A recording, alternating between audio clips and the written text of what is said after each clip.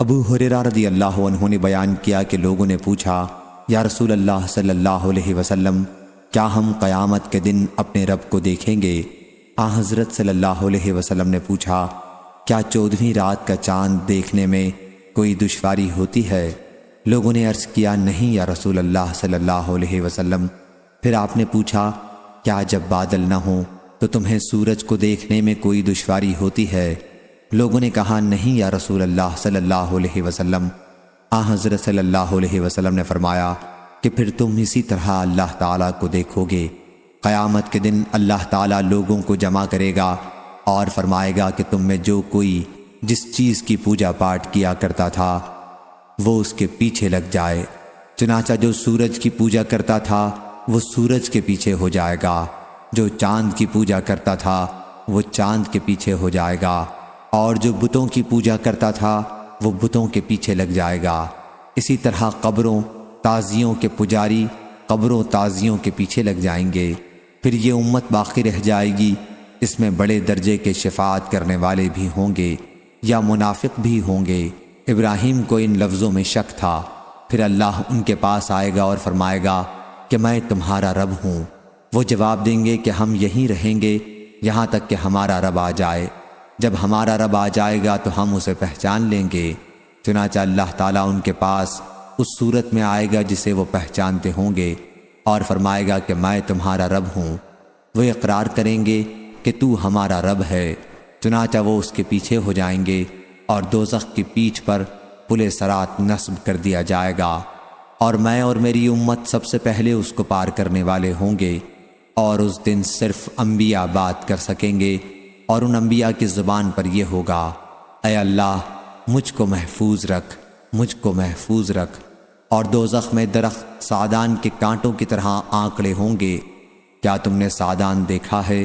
لوگوں نے جواب دیا کہ ہاں یا رسول اللہ صلی اللہ علیہ وسلم۔ تو حضرت صلی اللہ علیہ وسلم نے فرمایا کہ وہ سعدان کے کانٹوں ہی کی طرح ہوں گے، البتہ وہ اتنے بڑے ہوں گے کہ اس کا طول و عرض اللہ کے سوا اور کسی کو معلوم نہ ہوگا۔ وہ لوگوں کو ان کے اعمال کے بدلے میں اونچک لیں گے، تو ان میں سے کچھ وہ ہوں گے جو تباہ ہونے والے ہوں گے اور اپنے عمل بد کی وجہ سے وہ دوزخ میں گر جائیں گے، یا اپنے عمل کے ساتھ بندھے ہوں گے، اور ان میں سے بعض ٹکڑے کر دیے جائیں گے یا بدلہ دیے جائیں گے، یا اسی جیسے الفاظ بیان کیے۔ پھر اللہ تعالیٰ تجلی فرمائے گا، اور جب بندوں کے درمیان فیصلہ کر کے فارغ ہوگا اور دوزخیوں میں سے جسے اپنی رحمت سے باہر نکالنا چاہے گا تو فرشتوں کو حکم دے گا کہ جو اللہ کے ساتھ کسی کو شریک نہیں ٹھہراتے تھے انہیں دوزخ سے باہر نکال لیں۔ یہ وہ لوگ ہوں گے جن پر اللہ تعالیٰ رحم کرنا چاہے گا، ان میں سے جنہوں نے کلمہ لا الہ الا اللہ کا اقرار کیا تھا۔ چنانچہ فرشتے انہیں سجدوں کے نشان سے دوزخ میں پہچانیں گے۔ دوزخ ابن آدم کا ہر عضو جلا کر بھسم کر دے گی سوائے سجدے کے نشان کے، کیونکہ اللہ تعالیٰ نے دوزخ پر حرام کیا ہے کہ وہ سجدے کے نشان کو جلائے۔ یا اللہ ہم گناہ گاروں کو دوزخ سے محفوظ رکھیو، ہم کو تیری رحمت سے یہی امید ہے۔ چنانچہ یہ لوگ دوزخ سے اس حال میں نکالے جائیں گے کہ یہ جل بھن چکے ہوں گے، پھر ان پر آب حیات ڈالا جائے گا، اور یہ اس کے نیچے سے اس طرح اگ کر نکلیں گے جس طرح سیلاب کے کوڑے کرکٹ سے سبزہ اگاتا ہے۔ پھر اللہ تعالیٰ بندوں کے درمیان فیصلے سے فارغ ہوگا، ایک شخص باقی رہ جائے گا جس کا چہرہ دوزخ کی طرف ہوگا۔ وہ ان دوزخیوں میں سب سے آخری انسان ہوگا جسے جنت میں داخل ہونا ہے۔ وہ کہے گا، اے رب میرا منہ دوزخ سے پھیر دے، کیونکہ مجھے اس کی گرم ہوا نے پریشان کر رکھا ہے اور اس کی تیزی نے جھلسا ڈالا ہے۔ پھر اللہ تعالیٰ سے وہ اس وقت تک دعا کرتا رہے گا جب تک اللہ چاہے گا۔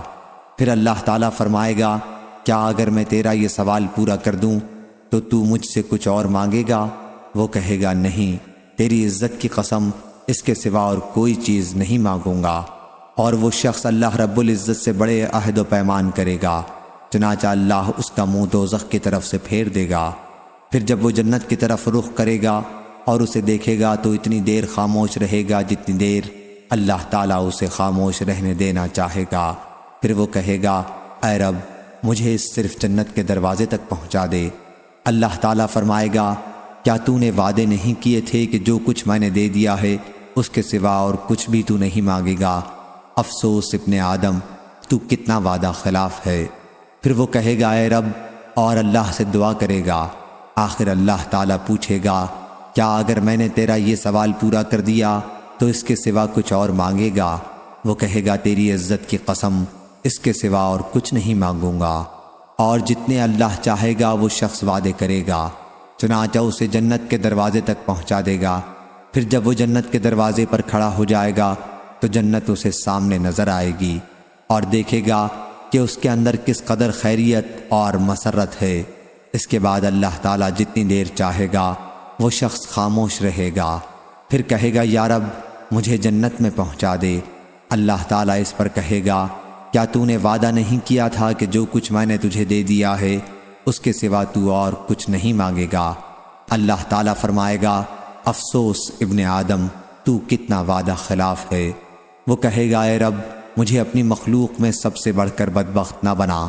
چنانچہ وہ مسلسل دعا کرتا رہے گا یہاں تک کہ اللہ تعالیٰ اس کی دعاؤں پر ہنس دے گا۔ جب ہنس دے گا تو اس کے متعلق کہے گا اسے جنت میں داخل کر دو۔ جب جنت میں اسے داخل کر دے گا تو اس سے فرمائے گا کہ اپنی آرزوئیں بیان کر۔ وہ اپنی تمام آرزوئیں بیان کر دے گا یہاں تک کہ اللہ تعالیٰ اسے یاد دلائے گا۔ وہ کہے گا کہ فلاں چیز، یہاں تک کہ اس کی آرزوئیں ختم ہو جائیں گی تو اللہ تعالیٰ فرمائے گا کہ یہ آرزوئیں اور انہی جیسی اور تمہیں ملیں گی۔ صحیح بخاری حدیث نمبر 7437۔